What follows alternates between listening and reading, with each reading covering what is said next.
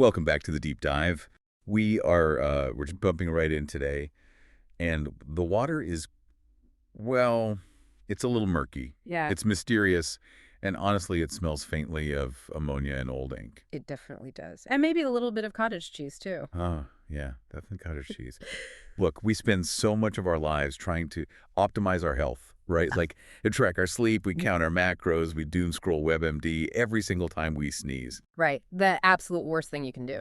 Completely. We are just so obsessed with the how of staying healthy, Mhm. but we really rarely stop to ask the why. And I don't mean why in the sense of, why did I catch this virus from that guy coughing on the bus? I mean, why in the existential sense? Yes, Like, sir. why is my body doing this specific thing right now? What is the actual utility of this illness? It's a pretty confronting question. We usually just think of illness as a failure, Mm-hmm. a breakdown, or just really bad luck. Right. Bad luck is the default. But the material we are covering today really flips that entirely on its head. It suggests that maybe, just maybe, that sprained ankle or that annoying hay fever is actually a highly sophisticated, creative solution to a problem you didn't even know you had. It really is the ultimate reframing of sickness. We're looking at the Seth Material today. Specifically, we are doing a deep dive into session 280. This one is a classic, so we are traveling back to August 24th, 1966. 1966, yep. We're in Elmira, New York, and we are basically eavesdropping on a conversation between Jane Roberts, her husband Robert Butts, and the energy personality essence known as Seth. And for the uninitiated out there, and welcome to the rabbit hole if you are new to this, Seth is a personality essence who is no longer focused in physical reality. Right. He basically dictated thousands of pages of philosophical and metaphysical material through Jane Roberts. She would go into a trance state to let him speak. It's really the grandfather of all modern channeling. And usually, Seth is talking about these huge concepts, the nature of the soul, the structure of the universe, how we create our own reality. Yeah, the big stuff. But in this session, he's talking about how to clean a desk mop. It is domestic mysticism at its absolute finest. High-level philosophy meeting low-level household chores. It really is. Now, before we get into the ink saucers and the tea leaves, we do have to do a little bit of housekeeping. Yes, very important disclaimer up front. This podcast will be distributed free of charge on all major platforms for educational purposes. Right. We are exploring the historical and philosophical concepts in the Seth Material.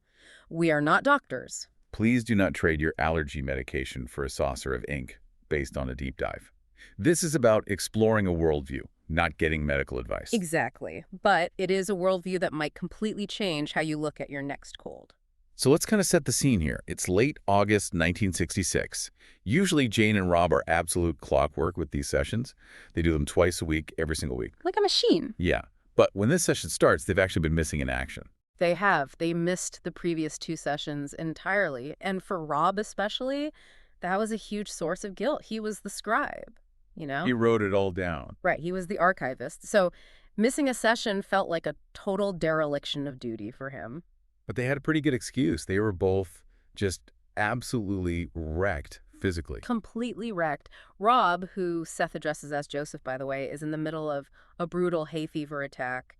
Sneezing, watery eyes, completely congested. He's miserable. Yeah, and Jane, who Seth calls Ruburt, is physically immobilized. She has a really severe sprained ankle. So you have the literal voice of the spirit world trapped in a body that can't walk, and the guy who is supposed to be writing it all down can't stop sneezing. It's a total comedy of errors. It really is. And when Seth finally comes through, the tone is, well, it's interesting. He isn't sympathetic in the way your mom might be if you were sick. No chicken soup from Seth. No chicken soup at all. He's bringing a lecture. He goes straight for the throat, or I guess straight for the ankle in this case. He does. He starts immediately by analyzing exactly why they are sick. And this leads us to the first major pillar of this session, which is the philosophy of illness as a translation. Let's linger on that word for a second, translation. Because that really implies there's a meaning behind it. It does. Think about it. If I translate a book from French to English, I'm taking the meaning from one form and putting it into another form. Seth says illness is the exact same process. It is a translation of an inner mood or a psychological climate into a physical reality. So the body is essentially the printer. Yes. Yeah. The mind writes the script, like I am stressed, or I am angry, or I am tired, and the body prints it out in flesh and bone. Wow. So in Jane's case, she has this really bad sprained ankle. Seth looks at it and says, essentially, you did this to yourself on purpose. Well, not consciously on purpose, but subconsciously, absolutely yes. He actually says, quote, "The immobile foot was a direct translation of the following. I am exhausted and I will go no further at this point." I will go no further. That is just so incredibly literal. It is. Jane was a total workaholic. She was constantly pushing. She was overriding all of her body's natural signals to rest. Right, just ignoring it all. So the inner self, the part of you that actually runs the biological machine, stepped in. It basically said, okay, if you won't stop walking metaphorically, I will make sure you cannot walk physically. It's exactly like a circuit breaker. That is the perfect analogy. When a circuit breaker trips in your house, it's really annoying. The lights go out, you have to stumble around in the dark to fix it. Yeah. But the breaker isn't broken. The breaker is working perfectly. It tripped to save the house from burning down because the electrical load was just too high. So the sprained ankle was the breaker tripping. Yes. The load, which was the mental and emotional exhaustion, was just way too high. The body literally cut the power to the legs to force a reboot. That completely reframes the whole experience of being sick. It takes it from, oh, I'm a victim of a bad step on the sidewalk, to I'm the agent of my own rest. And that leads to a really powerful quote from this session that I think everyone really needs to hear. Seth says, "You cannot afford to keep knowledge at an intellectual level and not use it practically." Oof. That one hits home. It stings a bit, doesn't it? It really does. Yeah. Because I know I should sleep 8 hours. I know I should drink more water. I know I shouldn't be doom scrolling on my phone at 2 in the morning. Right. You have the knowledge. I have that knowledge intellectually, but I don't always do it. But Seth is saying that intellectual knowledge is completely useless if you don't translate it into physical action. If Jane knew she was tired but didn't act on it by actually resting, the knowledge was void. So the body had to take over. Exactly. Yeah. It's almost like the body is your ultimate accountability partner. It's that friend who physically takes your car keys when you've had too much to drink. It's super annoying in the moment, but it's saving your life. Aggressive self-care. That's really what illness is in the Sethian view. It's your biology loving you enough to physically force you to stop. Now, there is a really interesting twist in Jane's diagnosis here, because apparently her hips started hurting too. Oh, right. It wasn't just the ankle. Right. And Seth treats the hip pain very differently than the ankle. The ankle was the primary stop signal. But the hip, Seth calls that a panic reaction. A panic reaction. Yes, and he blames, wait for it, the chiropractor. Huh. I love that a non-physical entity has beef with a local chiropractor in 1966. It's a fascinating insight into the power of suggestion, really. Seth says the hip pain was exacerbated by negative suggestion given by her chiropractor. Basically the nocebo effect. Precisely. We all talk about the placebo effect, where a sugar pill cures you because you believe it will cure you. The nocebo effect is the evil twin of that. Right. The doctor says, ooh, this looks really bad. It's definitely going to travel up to your hip. You'll be out of commission for weeks. And you believe him because he's a doctor. He's an authority figure. Exactly. You internalize that fear, and suddenly your hip hurts. You are literally manifesting the doctor's worst-case scenario simply because you trust him. And Seth calls them out on it. He says, essentially, you guys know how this works. You know that expectation creates reality. Why on earth did you let this guy program you with pain? It's a massive warning to just be really careful who we listen to when we're vulnerable. Because when you're sick, you're scared. You're super open to suggestion. It is. Health is not just about germs and bones. It's about the stories we tell ourselves about our bodies. Yeah. If the story is, I'm fragile and breaking down, the body is going to comply with that. If the story is, I am resetting and healing, the body will comply with that too. Speaking of stories, there is this narrative in the spiritual community sometimes that creates a lot of pressure. The idea that if you are quote-unquote spiritual or high vibe, you should literally never get sick. Ah, yes, the good vibes only trap. Right. Like if I create my own reality and I happen to catch a cold, does that mean I'm a failure? Does it mean I'm secretly a negative person? Seth addresses this head on in this session, and it is so refreshing to hear. He says, you cannot expect, however, a steady and unchanging state of exuberant happiness. A steady state of exuberant happiness. Right. He says, it is not practical in your terms. You would learn nothing or very little. You would learn nothing. That's a huge statement. Think about the very nature of consciousness. Seth calls it creative effort. Creativity requires friction. It requires a problem to solve. Makes sense. If you were just floating in this cloud of pure bliss 24/7, there's no definition, there's no contrast, there's no growth at all. So catching a cold or feeling down or just having a really bad day, that's just part of the curriculum. It's necessary contrast. Seth says even in excellent health, there will be small, infrequent, but definite indispositions. It's just the body recalibrating itself. It's like the weather changing. That honestly makes me feel so much better. I don't have to be a literal ray of sunshine every single second of the day to be a valid functioning human being. Yeah. No, not at all. In fact, Seth implies that constant bliss would be a form of complete stagnation. You need the ups and downs to navigate physical reality. The key is just not to get stuck in the down part. Which brings us back to Rob. Poor Rob. Poor Rob indeed. He is not dealing with a sprained ankle. He is dealing with severe hay fever. And anyone who has had bad allergies knows it is a very special kind of hell. It's just relentless. It is, and Seth links it to a very specific source, not pollen, not ragweed, but a woman named Miss Callahan. Miss Callahan, the nemesis. We don't really get a full biography of Miss Callahan in the text, but from the context clues, she's a neighbor or maybe a landlady figure, and she is absolutely driving Rob up the wall. I mean, we all have a Miss Callahan in our lives. We really do. And Rob, who fancies himself a bit of a philosopher, has been trying to deal with her stoically. He actually has this saying he repeats to himself: if you cannot control events, you can control your reactions. Which honestly sounds like really solid advice. That's just Marcus Aurelius 101.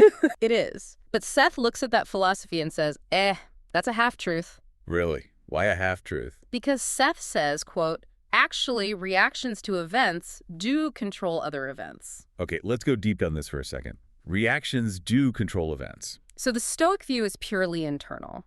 The world is chaos, but I am a fortress of calm inside my mind. Right. Seth's view is projective. My internal state is an actual energy that goes out and shapes the chaos of the world. So Rob's annoyance with Miss Callahan isn't just a feeling he is trapped inside his head. It's an actual thing he is doing to the world. Exactly.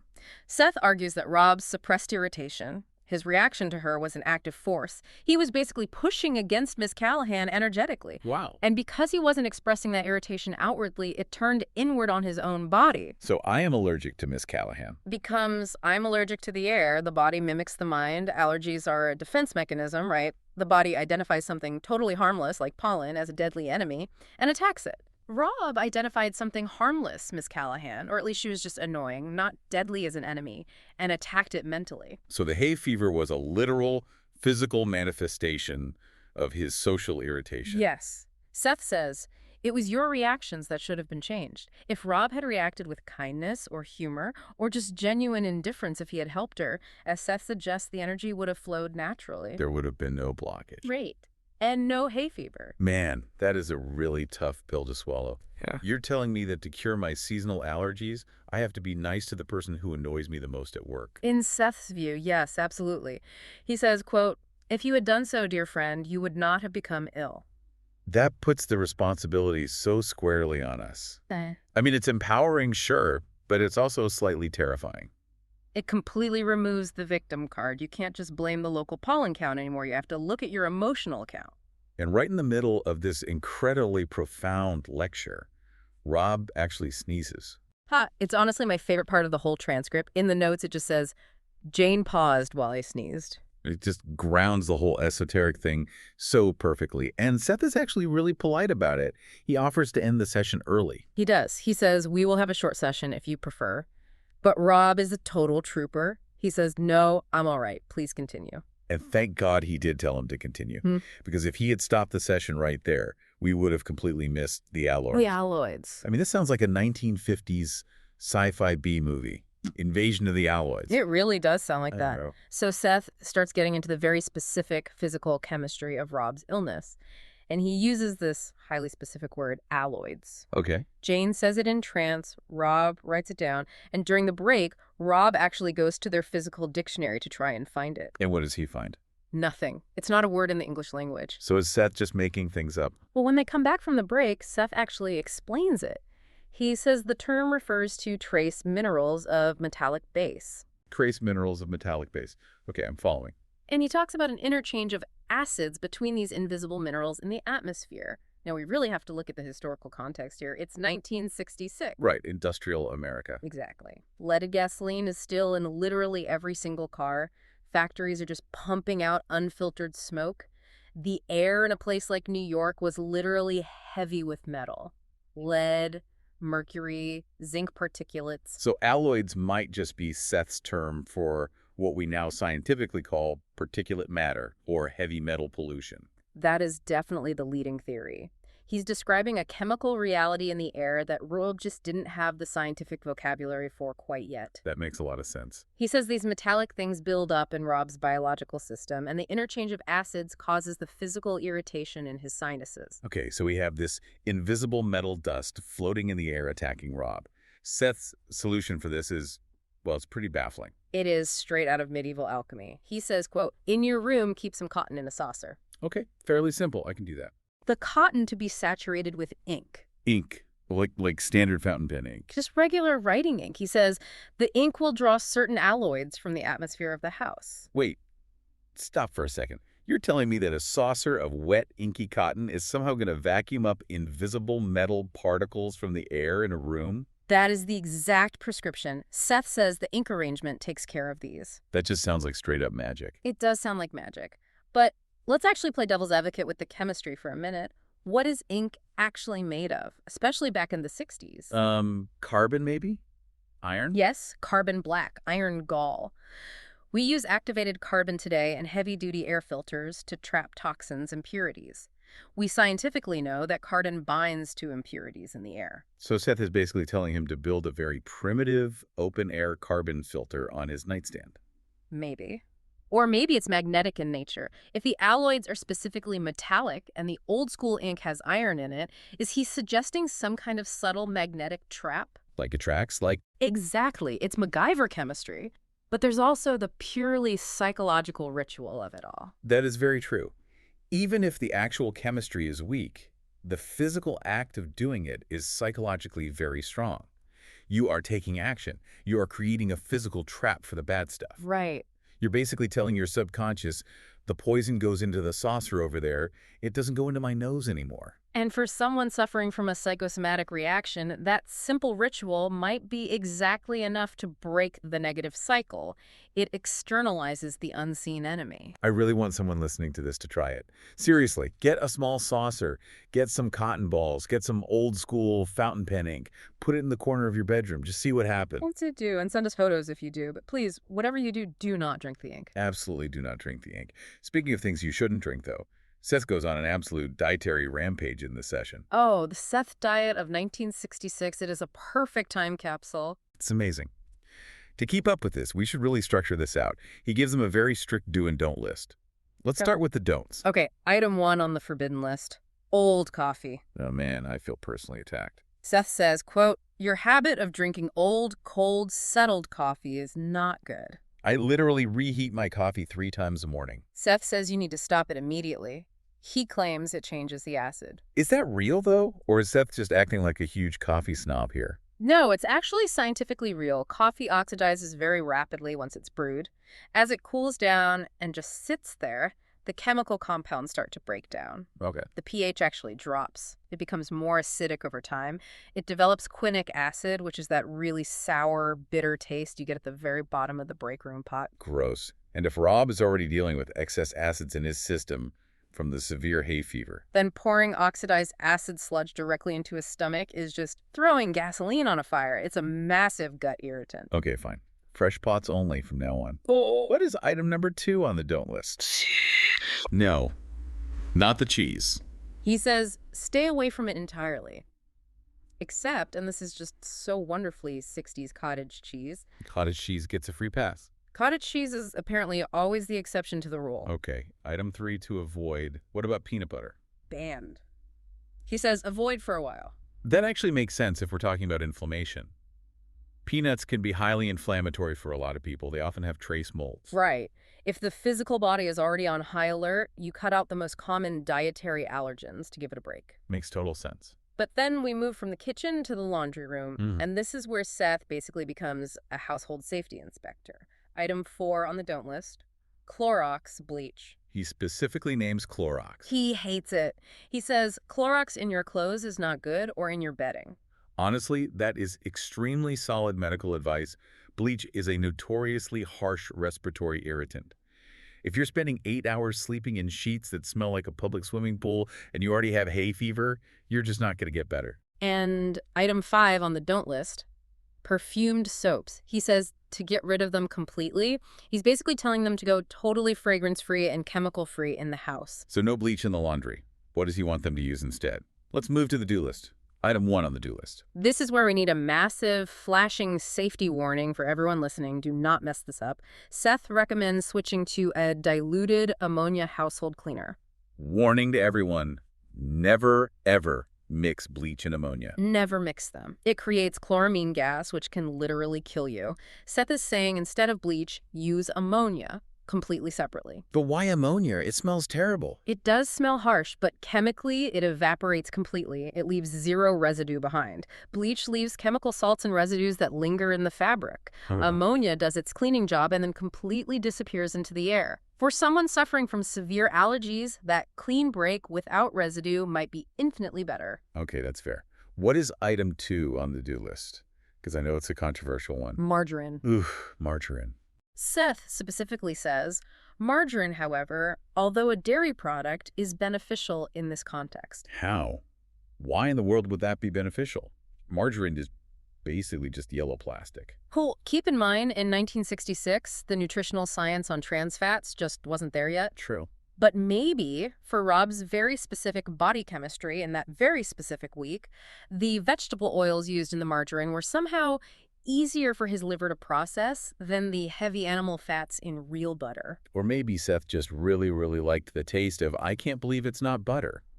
We may never actually know the real reason, but he is incredibly specific about his dietary preferences. Like for item 3 on the do list, Formosan tea. Formosa tea is good. Yes, very good. But orange pico tea, absolutely avoid it. He really is a connoisseur. He is. And then for item 4, he tells Jane she needs to physically wash the dust mop. Wash the dust mop. That is honestly the most practical mom advice I have ever heard from a channeled spirit guide. But you have to admit it's profound in its sheer practicality. Oh, absolutely. You can sit there and meditate all day long. You can visualize healing white light surrounding your body. But if you are highly allergic to dust and you are actively pushing a filthy dust mop around your living room, you are going to sneeze. Period. It totally grounds the mysticism. You have to take care of the physical vessel. You have to clean the house. You have to open the windows. Speaking of windows, item 5 on the do list, the north window. Right. Seth says, when possible, a window facing the north should be opened in your room. What's your take on that specific direction? Is it a feng shui thing? It does feel a lot like feng shui. Like, north is often associated with water, with your career, with energy flow. Yeah. But if we look at it practically, Yeah, practically speaking. north-facing windows give very consistent, cool light throughout the day. They don't get blasted by the hot afternoon sun. So maybe the air coming in is just cooler and less turbulent. Or maybe the magnetic orientation really matters here. Seth talks a lot about electromagnetic fields in other sessions. Maybe aligning the fresh air flow with magnetic north creates a much more harmonious environment for the body's electrical system. Or maybe Miss Callahan lived to the south of them, and he just wanted that specific window shut so Rob wouldn't look at her house. That is definitely the most pragmatic theory. Close the window facing the enemy. Exactly. Now, we've covered the ink traps, the diet, the philosophy of illness, but there is a specific moment right in the middle of this session that I find absolutely fascinating regarding the actual nature of consciousness. Oh, you mean the cat? The trans cat. We have to talk about the cat. Let's set the scene for you guys. Yeah. Jane is deep, deep in trance. Right. She is acting as Seth. Her eyes are often really dark during this. Her voice drops down deep. For all intents and purposes, Jane's waking consciousness is gone. Right, she's not there. And suddenly their cat starts scratching loudly at the closed door. Now, in traditional mediumship or seance work, a sudden loud noise or an unexpected interruption is supposed to be incredibly dangerous.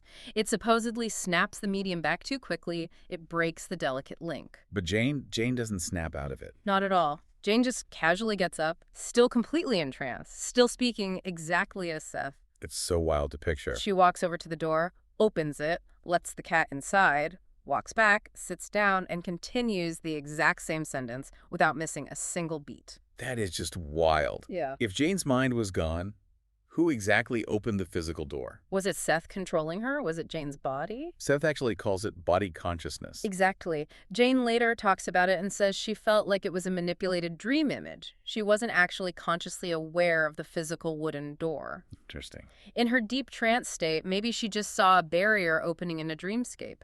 But her body translated that abstract dream action into the very physical motor skill of turning a brass doorknob. It strongly implies that the physical body has its own built-in autopilot. Yep. It already knows how to walk across a room. It knows how to open doors. It doesn't actually need the conscious ego to micromanage every little thing it does. It's exactly like when you drive home from work on a familiar route and you suddenly realize you don't remember the last 5 miles of the trip. Yes, highway hypnosis. Right. Your physical body drove the car safely. Your conscious mind was off thinking about what to make for dinner. In this case, Jane's body opened the door. Her conscious mind was off in the 5th dimension somewhere. And Seth actually finds the whole thing funny. He calls it the cat episode. He's very relaxed about the whole interruption. He actually praises them for not panicking when it happened. He says the only potential issue was their own negative expectation that the cat would cause a problem. Again, it all comes back to that. We create the actual problem simply by fearing the problem in the first place. Always. Every single time. Now, before we start to wrap this up, we do have to touch on the predictions. Because this session isn't just about health advice and cats. Seth actually drops some pretty serious career bombs here. He really does. So Jane had recently received a letter from a man named Don Wollheim. For any of the sci-fi geeks listening out there, that name is basically holy. Donald A. Wollheim. He was an editor at Ace Books. He basically built the entire modern sci-fi paperback market single-handedly. A legend. He published everyone. Philip K. Dick, Ursula Le Guin. He was the guy who brought Tolkien to America. So getting a personal letter from him is essentially like getting a letter from Steven Spielberg. Exactly. And Jane is naturally very nervous about it. She's wondering, is this actually a good thing? Is it some kind of scam? Right. Seth steps in confidently and says, quote, "If the Wollheim meeting takes place, it will prove highly beneficial to all parties concerned." He just gives it the ultimate green light. He goes even further than that. He predicts a more closer and significant relationship between the two families within 3 years. And did it actually happen? It absolutely did. Ace Books eventually became the major publisher for the mass-market paperback editions of the Seth Material. They had a very long, very profitable relationship. Seth essentially saw the probability path as stretching out and just pointed them firmly down the right one. It really adds a thick layer of validation to the whole phenomenon, doesn't it? I mean, it's easy enough to give vague fortune cookie health advice like drink more tea. Right, anyone can do that. But predicting a highly specific business relationship with a specific person on a specific 3-year timeline, that's bold. And completely accurate. He also takes a moment to review Jane's brand new book, which was titled How to Develop Your ESP Power. Such a great classic title. He says the book will sell very well, and so it shall. But then Rob actually catches him in a rare moment of vanity. Yeah. Rob points out that Seth is technically a character in the book, and Seth immediately says, quote, "I am indeed. I am its inspiration." He just totally claims all the credit. He knows his own contribution. He is the muse, and he wants it on the record. So, man, we have a section here that really covers absolutely everything. We have the deep existential philosophy that illness is a creative solution to exhaustion. Yes. We have the Miss Callahan effect, where social annoyance literally becomes sinus allergies. We have the wild ink saucer science experiment.